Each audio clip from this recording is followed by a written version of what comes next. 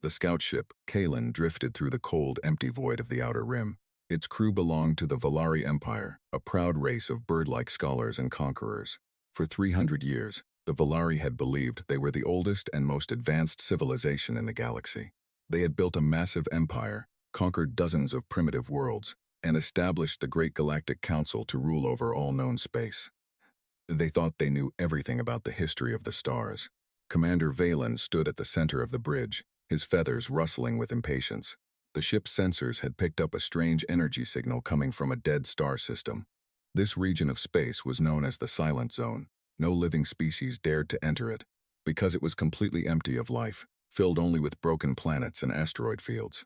"Status report," Valen commanded, his sharp eyes fixed on the view screen. "We are approaching the third planet, sir," said the science officer, a young Valari named Lyra. Her hands flew across the glowing control panel. "The energy signal is coming from the planet's surface, but it makes no sense. This planet has been frozen and dead for millions of years. There should be no power grids operating here." The Kalen entered the planet's orbit. On the screen, a massive gray world appeared. It was covered in thick layers of ice and dust. But as the ship's cameras zoomed in, the crew gasped. Underneath the ice, there were shapes, massive, geometric shapes that could not be natural. They were the ruins of gigantic cities, stretching across entire continents. "By the ancestors," Valen whispered. "An ancient civilization. Before our empire." "Sir, the energy signature is a beacon," Lyra said, her voice shaking. "It just activated because our ship crossed the system's outer border. It is a data broadcast. It is repeating a single message in a completely unknown language, using a primitive but incredibly powerful radio frequency." "Can you translate it?" Valen asked, stepping closer to her console. "The ship's main computer is trying to decode it using ancient linguistic patterns," Lyra replied. She waited as the bars on her screen turned green. "It is done." The message is short. It says, "We were here. We reached the stars. Remember us." Valen stared at the screen. The Valari thought they were the first to build cities in space. They thought they were the creators of history. But these ruins were older than the Valari race itself. "Scan for technology," Valen ordered. "We need to know who built this. We need to know how they died." The scout ship descended into the upper atmosphere. The true scale of the ruins became clear. There were metal towers that pierced through the clouds, frozen in time. There were massive shipyards floating in pieces around the moon, large enough to build ships that could swallow the Kalen whole. The sheer size of everything was terrifying. Lyra looked at her readings and frowned. "Sir, I am checking the structural material of these buildings. It is a dense alloy of iron and titanium, reinforced with carbon nanotubes. It is incredibly heavy and durable.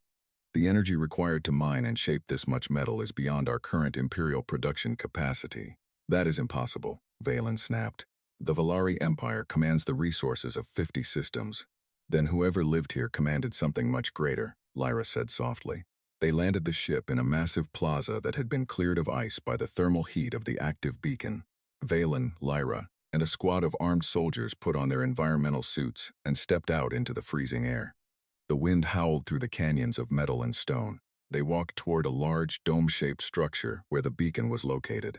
Inside, they found a massive chamber filled with glowing crystals and rows of ancient machinery. In the center of the room stood a large pedestal. Floating above the pedestal was a three-dimensional projection of a creature. The creature stood on two legs. It had no feathers, no scales, and no armor. It had smooth skin, hair on its head, and two forward-facing eyes filled with an intense, unbreakable light. It looked fragile compared to the powerful Valari, yet the projection held an aura of absolute confidence. "Is this them?" the soldier captain asked, raising his weapon nervously. "Lower your gun," Valen said. "They have been gone for millions of years." Lyra stepped forward and touched the pedestal. The projection changed. Images began to flash across the room. They saw fields of green, blue oceans, and billions of these two-legged creatures building their first wooden ships, then their first steel cities, and then their first rockets. They saw a history of endless struggle, war, disease, and survival. The creatures called themselves humans. The Valari crew watched in silence as the history of humanity unfolded before them. They saw that humans had faced disasters that would have wiped out the Valari. Their planet had suffered ice ages, asteroid impacts, and brutal global wars. Yet every time they fell, they stood back up. They did not give up. They rebuilt bigger and stronger than before. Then, the images showed humanity leaving their planet. They did not build elegant, floating ships like the Valari. They built massive, blocky, brutal warships made of thick steel and heavy armor. They moved across the galaxy like a storm of industry. They mined entire asteroids in days. They altered the climates of planets to fit their needs. They did not look for harmony with the universe, Valen observed, his voice full of awe and fear. They forced the universe to bend to them. Look at the dates, Commander, Lyra whispered, pointing to the galactic map being displayed. According to these star charts, this human civilization existed 2 billion years ago, before the Valari learned to use fire, before the Galactic Council was even an idea in the minds of the ancient species, before the great empires, there were humans. Suddenly the ground shook. The glowing crystals in the room changed color from soft blue to a deep warning red. The human projection disappeared, replaced by a massive red warning symbol and a loud booming voice that echoed through the chamber. The language was different now, translated automatically by the pedestal's ancient system into the Valari tongue. Warning, the voice said. Intruder signature analyzed. Technological level, suboptimal class, developing species. This archive is now locked to prevent cultural contamination. The automated defense systems are initializing to protect the sector from primitive exploitation. We need to leave now, Valen shouted. They ran out of the dome just as the ground opened up around the plaza. Massive metal pillars rose from the ice. Glowing beams of energy shot into the sky, creating a massive shield network around the entire continent. The ancient human machinery was waking up after billions of years, and its power was overwhelming. The crew scrambled back onto the Kaelin and lifted off immediately. As they flew away into space, they looked back at the planet. The ice was melting rapidly as massive automated factories under the surface turned on, glowing with red heat. The entire world was transforming, responding to the presence of outsiders. Back on the bridge, Valen stared at the view screen. The dead planet was no longer dead. It was a sleeping giant that they had accidentally disturbed. Commander, Lyra said, her face pale. I managed to download a small fraction of the archive before it locked us out. It contains a list of coordinates, thousands of them, all across the galaxy, all inside the Silent Zone. Valen looked at the map. The Silent Zone was not an empty wasteland. It was a giant tomb, or perhaps a giant sleeping chamber, belonging to a species that had mastered the galaxy before anyone else was even born. We must return to the capital immediately, Valen said, his voice trembling. The Emperor and the Council must know about this. We thought we were the rulers of this galaxy, but we are just children playing in the ruins of giants. We must pray that they stay asleep. The Great Galactic Council chamber was filled with the voices of 1,000 different alien species. The air was thick with the scent of various atmospheres and the humming sound of translation droids. At the center of the room sat the High Counselors, representing the 3 most powerful empires in the galaxy, the Valari, the Krell, and the Xylos. They were debating trade routes and border disputes, confident in their absolute authority over the universe. Suddenly, the heavy doors of the chamber flew open. Commander Valen stepped inside, followed by Science Officer Lyra. They looked tired, their clothes stained with dust from a distant world. The guards tried to stop them, but Valen pushed past them, holding a glowing data core in his hand. High Counselors, Valen shouted, his voice echoing through the massive hall. I request an emergency hearing. The safety of the entire galaxy is at stake. The Grand Counselor of the Valari, an old and decorated leader named Thule, frowned. Commander Valen, you have abandoned your scouting mission in the Outer Rim. Interrupting a council session is a serious crime. What could possibly justify this madness? We found something in the Silent Zone, Valen said, stepping onto the central presentation platform. We found proof that we are not the first. We found an ancient power that existed long before the Council, before our empires, and before our history even began. The chamber fell silent. Then, a wave of laughter broke out among the delegates. A Krell representative, a massive creature with rocky skin and 4 arms, laughed loudly. An ancient power. The Silent Zone is empty space. There is nothing there but rocks and dead stars. You have been staring into the void for too long, Commander. Valen did not hesitate. He placed the glowing human data core into the central projector. The lights in the chamber dimmed automatically. A massive holographic display filled the air above the counselors. The image of the frozen planet appeared, followed by the terrifying sight of the massive hidden cities beneath the ice. The laughter stopped instantly. The delegates leaned forward, their eyes wide with shock. Then, Lyra stepped forward to explain the data. This is the 3rd planet of a dead solar system. Our scans show that these structures are made of advanced materials that we cannot replicate. The energy output of their dormant systems matches the power of 10 of our modern star bases combined. And this is just one outpost. She pressed a button, and the map of the galaxy appeared. Thousands of red dots flashed across the screen, all located within the forbidden silent zone. Every single one of these dots represents a similar signature, Lyra explained. This was a galactic civilization. They built structures on a scale we cannot imagine. They harvested energy directly from stars. And according to our radiological dating, they ruled this galaxy billions of years ago. The High Counselor of the Xelos, a floating jellyfish-like being that communicated through light patterns, flashed a bright yellow color, indicating deep concern. What is the name of this species? Where did they go? They called themselves humans, Valen replied, and we do not know where they went, but their automated systems are still active. When we landed, the planet began to wake up. Its defense systems identified us as a primitive suboptimal species. The Krell counselor stood up, his heavy fists slamming against his desk. This is absurd. We are the Krell Empire. We have 1,000,000 warships. No ancient ghost story can call us primitive. If these humans are dead, then their technology belongs to the Council. We should send our fleets into the Silent Zone and claim it. No, Lyra warned. You do not understand. Their technology is dangerous. It is built for total dominance. Their weapons are designed to tear apart space and time. If we try to take it by force, we will trigger an automated response that we cannot survive. The girl is afraid of shadows, the Krell leader sneered. The Krell do not fear the dead. Grand Counselor Thule held up his hand, silencing the room. He looked at the holographic image of the human creature. It looked so simple, so physical, yet the data showed a terrifying truth. Commander Valen, you say the planet woke up. Did it attack you? No, sir, Valen said. It ignored us. It put up a shield and locked its archives. It treated us like an annoyance, not a threat. It was as if a giant had brushed away a small insect. That comment struck a painful chord in the hearts of the proud council members. For centuries, they had believed they were the peak of evolution and power. To hear that they were viewed as mere insects by a dead species was a massive blow to their pride. The council immediately ordered a secret investigation. They formed a special task force, led by Valen and Lyra, to study the borders of the Silent Zone.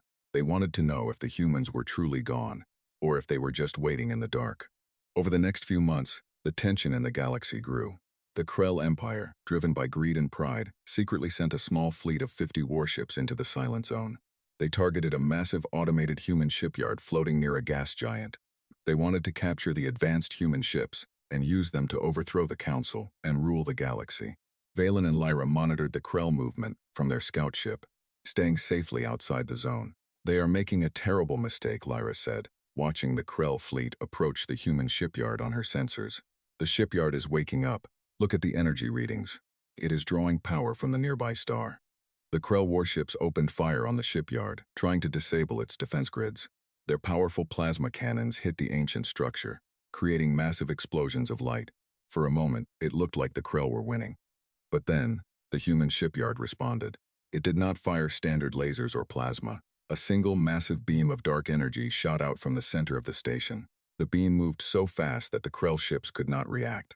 It passed through the first 10 Krell warships, instantly dissolving their hulls into basic atoms. The ships did not explode, they simply ceased to exist. The remaining Krell ships tried to turn around and escape, but the shipyard activated a localized gravity well. The space around the Krell fleet twisted, pulling them backward toward the station.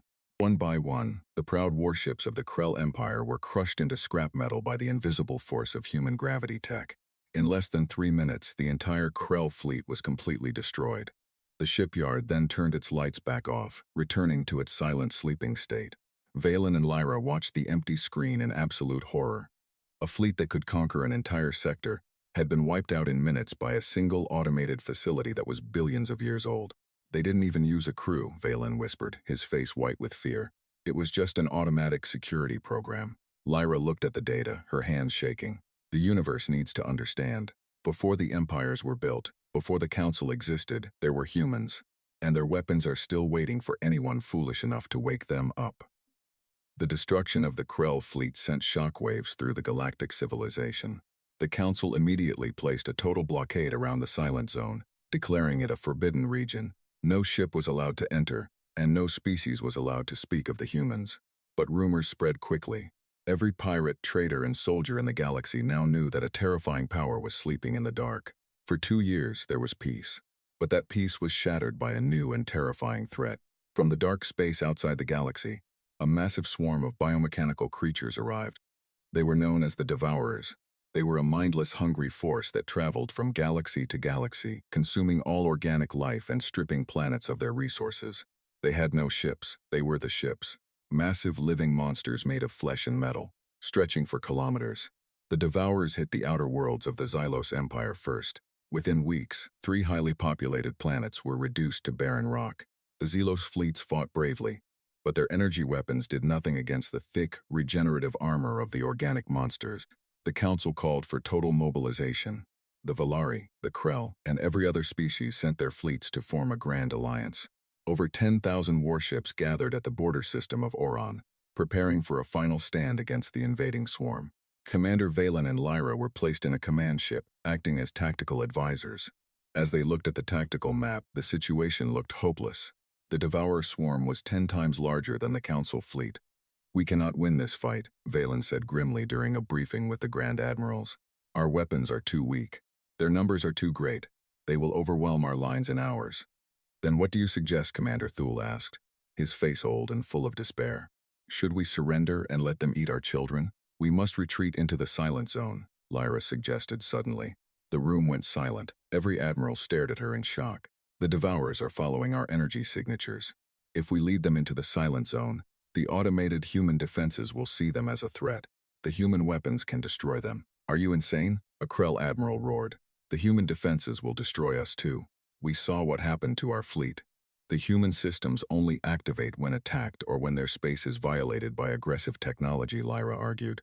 "If we enter with our shields down and our weapons offline, showing no hostile intent, the automatic systems might ignore us long enough for the Devourers to trigger the traps." It was a desperate, suicidal plan, but there was no other choice. The Devourer swarm entered the system, and the battle began. The Council fleet fought with everything they had, but the organic monsters tore through their lines like a knife through paper. Hundreds of alien ships exploded into flames. Seeing the battle was lost, Admiral Thule gave the order. "All ships, disable your weapons and shields. Retreat into the silent zone. Follow the commander's coordinates." The remaining Council fleet turned and fled into the dark, forbidden space of the humans.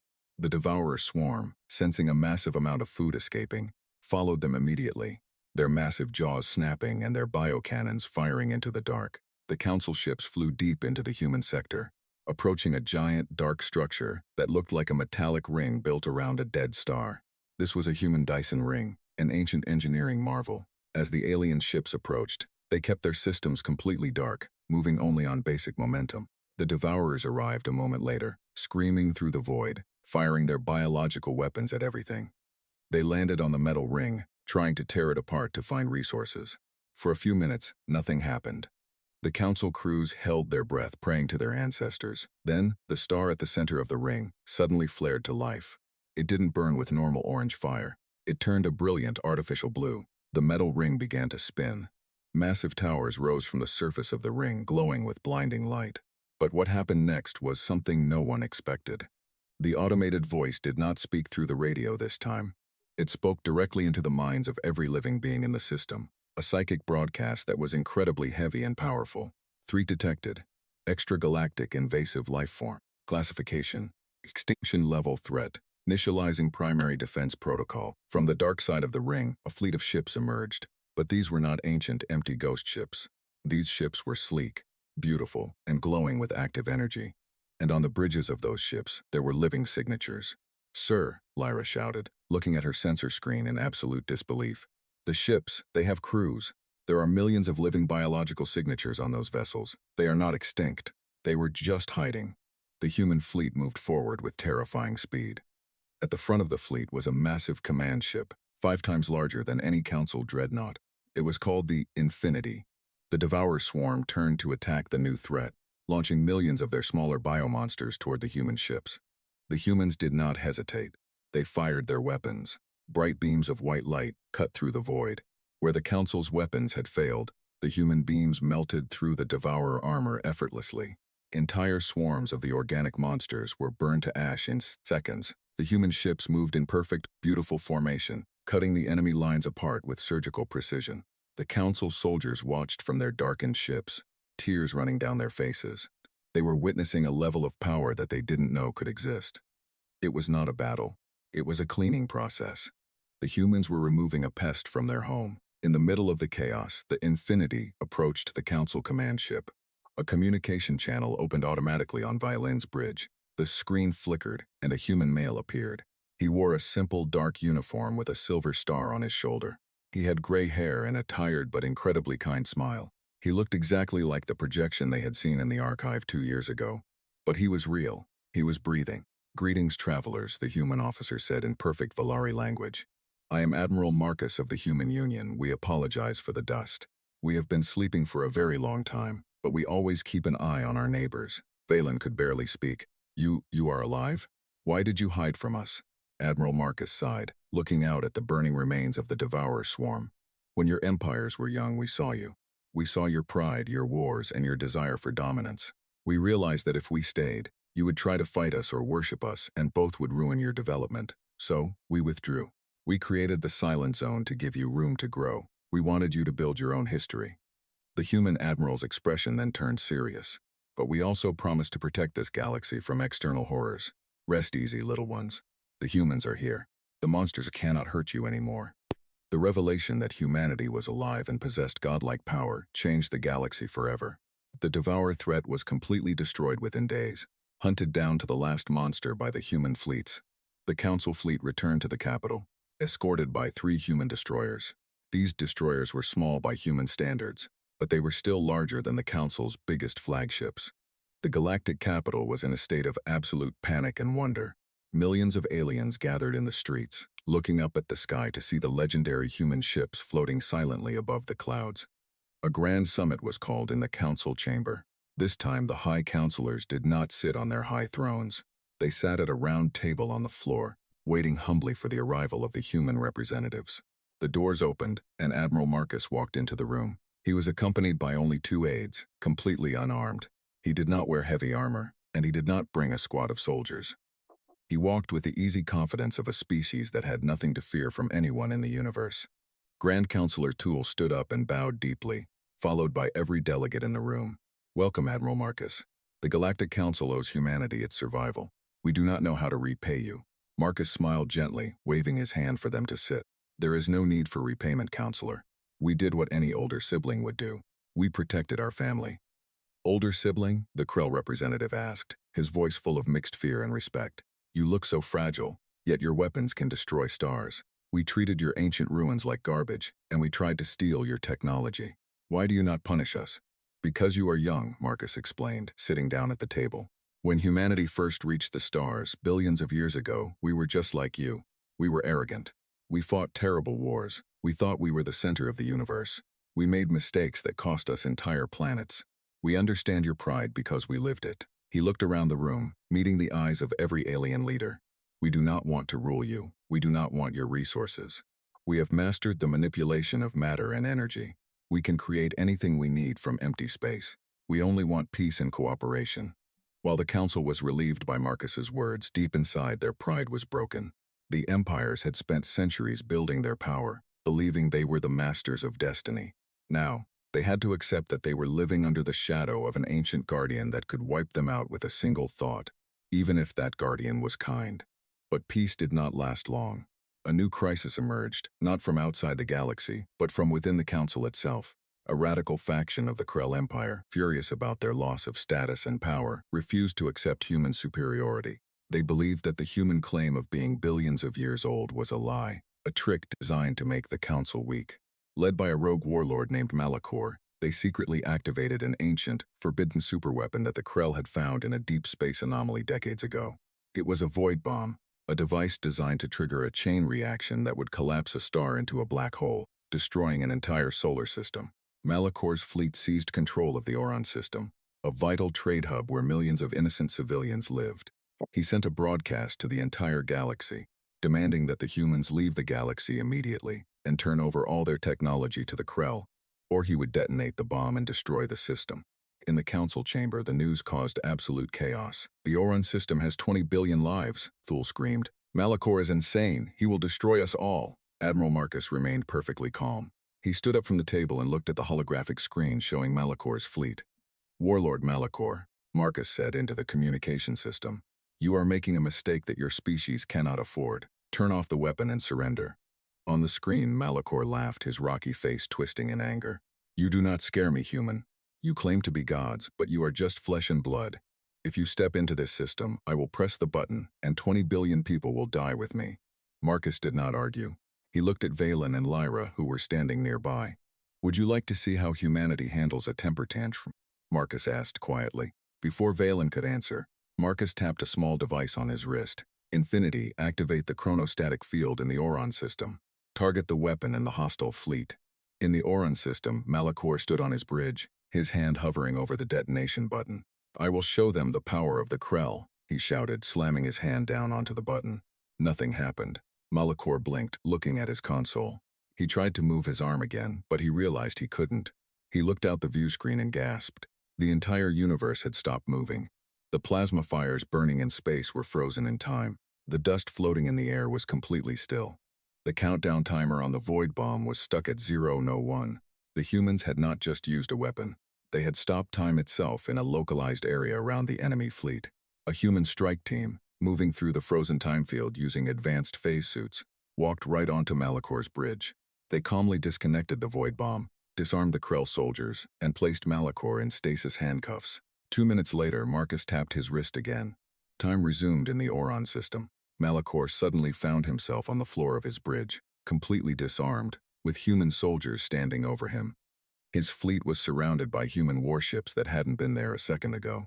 The void bomb was gone, replaced by a simple human flag. The entire event was broadcast live to the council chamber. The alien leaders stood in stunned, absolute silence. They had seen weapons of destruction before, but they had never seen a species that could control time and space like clay. Marcus looked at the Krell representatives in the room. Your warlord has been neutralized. No civilian was harmed. The weapon has been dismantled. He walked toward the exit, then paused and looked back at Thule. We told you before. Before your empires, before your council, we were here. We have seen every weapon, every war, and every strategy. Do not try to fight us. We are very good at keeping the peace. The Grand Galactic Council entered a new era. It was no longer a council of rulers, but a council of students. The alien species realized that their understanding of science, philosophy, and power was primitive compared to the humans. They stopped fighting among themselves. The borders between empires became meaningless as everyone sought to learn from the ancient guardians. Commander Valen and Lyra were appointed as the official galactic ambassadors to humanity. They spent their days on the Infinity, learning about human history, culture, and technology. They discovered that humans did not live in a single place. The human union spanned across multiple dimensions and galaxies, yet they always kept a small part of their heart attached to the Milky Way, their birthplace. One evening, Valen and Lyra sat with Admiral Marcus on an open-air observation deck on the Infinity. Below them, the beautiful blue and green world of Earth was visible. The humans had fully restored their original home, turning it into a beautiful paradise of nature and advanced science. It is beautiful, Lyra said, looking down at the oceans of Earth. It is hard to believe that this small planet produced a species that holds the fate of the galaxy in its hands. Every great thing starts small, Lyra, Marcus said, sipping a warm beverage. Millions of years ago, we were just hunters looking up at the stars, wondering if we were alone. We were afraid of the dark. And now you rule the dark, Valen observed. We do not rule it, Marcus corrected gently. We just understand it. The universe is a dangerous place, Valen. There are entities out there, in the deep space between galaxies, that are older than time itself. Horrors that make the devourers look like pets. That is the real reason we stayed hidden, and that is the real reason we keep our weapons sharp. Valen felt a cold shiver run down his spine. There are worse things out there. Yes, Marcus nodded, but you do not need to worry about them. That is our burden to bear. We have been fighting those horrors in the dark for 1 billion years, so that young species like yours can live in the light, oblivious to the terrors of the deep universe. The true nature of the Silent Zone finally became clear to the Council. It was not just an archive or a tomb. It was a massive shield wall, a fortress line built by humanity to protect the inner galaxy from the true monsters of the cosmos. The empty space was filled with hidden sentry stations, gravity traps, and planetary fortresses designed to stop extra-dimensional invasions. The Council realized that their entire existence was a gift from humanity. Every empire that had risen, every war they had fought, every piece of art they had created, had happened only because the humans were standing guard at the edge of the galaxy, taking the blows from the terrifying outside world. As the years passed, the relationship between humans and the alien species grew stronger. The humans did not give away their advanced weapons, but they taught the Council how to clean their planets, how to cure diseases, and how to travel faster without damaging the fabric of space. The proud Valari Empire became a race of historians, documenting the true history of the galaxy under human guidance. The Krell became builders, helping to construct new, safe trading stations. The Xylos used their unique abilities to create art that integrated both alien and human concepts. A great monument was built at the center of the galactic capital. It was a massive statue made of the unbreakable human alloy. It depicted a human hand holding up a small, fragile star representing the galactic species. Beneath the statue, an inscription was carved in every known language of the galaxy. The inscription read, "To the Guardians in the Dark. Before the empires were born, before the council was formed, before the stars grew old, there were humans. And because they stood, we live." Valen stood before the monument on the day of its dedication, looking up at the metal hand. Beside him stood Lyra, her hand resting gently on his shoulder. "We were so proud," Valen whispered, remembering the day they had first entered the Silent Zone. "We thought we were the masters of the universe." "It is a good thing we were wrong," Lyra replied with a smile. "The universe is too big to face alone. It is nice to know we have an older brother looking out for us." High above the capital city, the silver ships of the human fleet flashed their lights in acknowledgement of the monument. Before slipping silently back into the dark void, they returned to their endless watch, standing guard at the edge of the stars, ensuring that the peace they had built would last for eternity. The aliens had realized too late, but they had realized the truth. Humanity was not just a species, they were the eternal soul of the galaxy.